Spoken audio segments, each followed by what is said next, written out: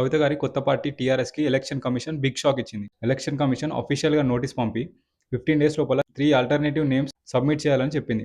అలా సబ్మిట్ చేయకపోతే party registration process reject అవ్వచ్చు లేక క్లోజ్ అయ్యే ఛాన్స్ ఉంది. మెయిన్ ఇష్యూ ఏంటంటే టీఆర్ఎస్ అనే అబ్రివేషన్ని తెలంగాణ ప్రజలు చాలా ఇయర్స్ నుండి ఒరిజినల్ తెలంగాణ రాష్ట్ర సమితితో కనెక్ట్ చేస్తున్నారు. కాబట్టి సేమ్ అబ్రివేషన్ యూజ్ చేస్తే ఓటర్స్ కన్ఫ్యూజ్ అవ్వచ్చు అని అబ్జెక్షన్స్ వచ్చినట్టు ఇన్ఫర్మేషన్.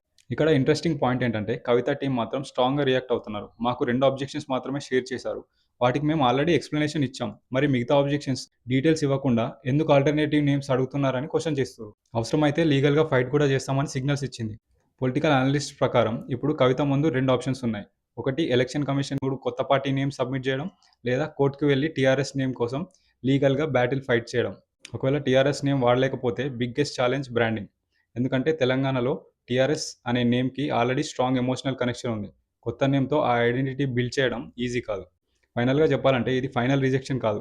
ఇది ఎలక్షన్ కమిషన్ నోటీస్ మాత్రమే. ఇప్పుడు అందరి దృష్టి కవిత గారి నెక్స్ట్ డెసిషన్ మీదే ఉంది.